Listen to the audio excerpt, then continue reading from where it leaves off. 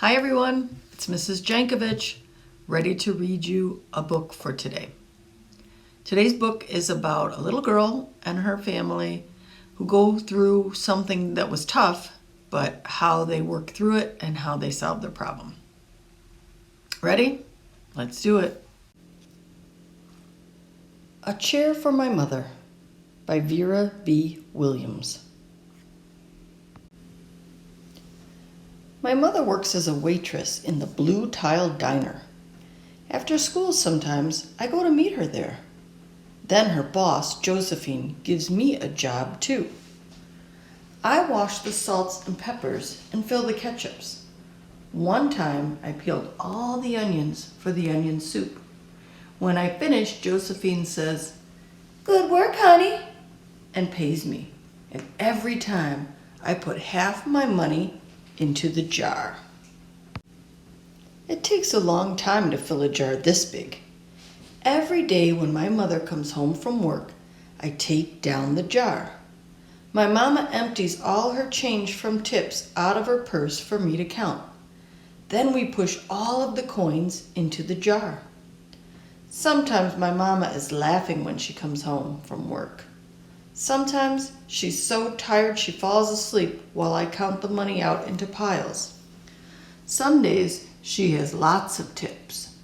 Some days she has only a little. Then she looks worried. But each evening, every single shiny coin goes into the jar. We sit in the kitchen to count the tips. Usually Grandma sits with us too. While we count, she likes to hum. Often she has money in her old leather wallet for us.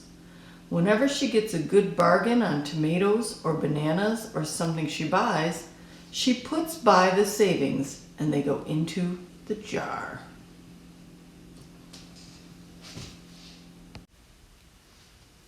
When we can't get a single other coin into the jar, we're going to take all the money and go and buy a chair. Yes, a chair. A wonderful, beautiful, fat, soft armchair. We will get one covered in velvet with roses all over it. We're going to get the best chair in the whole world. That is because our old chairs burned up. There was a big fire in our other house. All our chairs burned. So did our sofa, and so did everything else. That wasn't such a long time ago.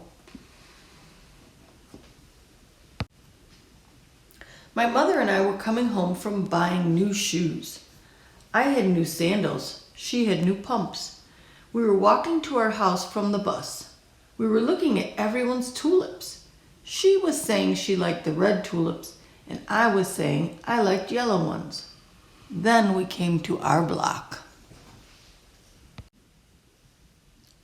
Right outside our house stood two big fire engines. I could see lots of smoke. Tall orange flames came out of the roof. All the neighbors stood in a bunch across the street. Mama grabbed my hand and we ran.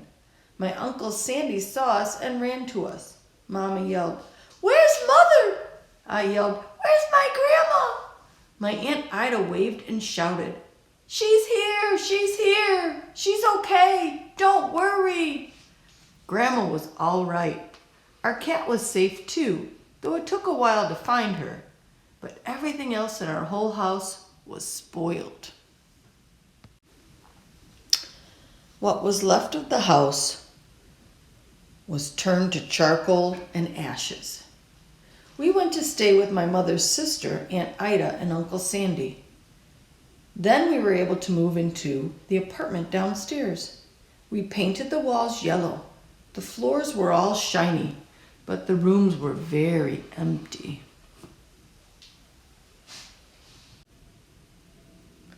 The first day we moved in, the neighbors brought pizza and cake and ice cream. And they brought a lot of other things too. The family across the street brought a table and 3 kitchen chairs.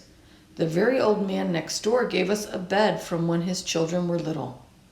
My other grandpa brought us his beautiful rug. My mother's other sister, Sally, had made us red and white curtains. Mama's boss, Josephine, brought pots and pans, silverware, and dishes. My cousin brought me her own stuffed bear. Everyone clapped when my grandma made a speech. "You are all the kindest people," she said, "and we thank you very, very much. It's lucky we're young and can start all over." That was last year, but we still have no sofa and no big chairs. When Mama comes home, her feet hurt. "There's no good place for me to take a load off my feet," she says. When Grandma wants to sit back and hum and cut up potatoes, she has to get as comfortable as she can on a hard kitchen chair.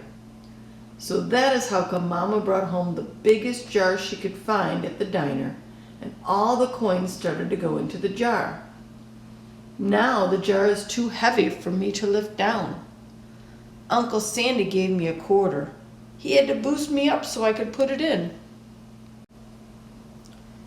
After supper, Mama and Grandma and I stood in front of the jar.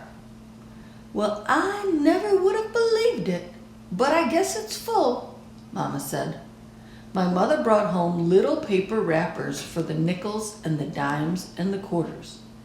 I counted them all out and wrapped them all up. On my mother's day off, we took all the coins to the bank. The bank exchanged them for $10 bills. Then we took the bus downtown to shop for our chair. We shopped through 4 furniture stores.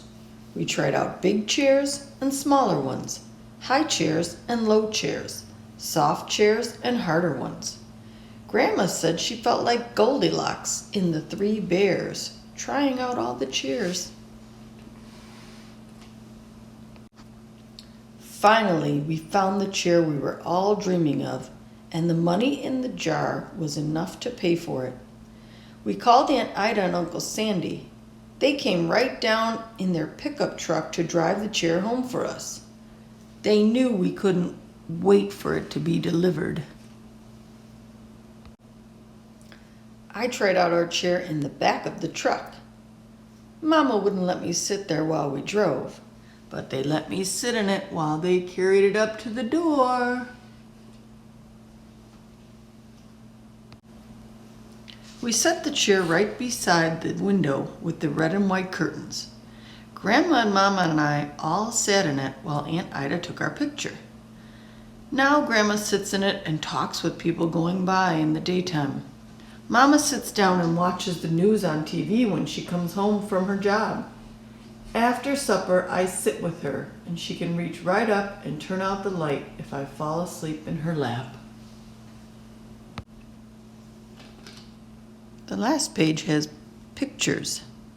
It looks like Mom and Grandma and the little child sitting in the big chair together. And then there's a funny face one. Wow, pretty amazing story, right? To have your family go through a fire and not have anything, but they didn't let it get them down, and they had so many friends and family that helped them. And that chair at the end, fabulous. I like to think that if my family had a problem like their family did, that we would all work together too to solve it. Do you think yours would? I hope so. I think they would. All right, see you soon. Bye-bye.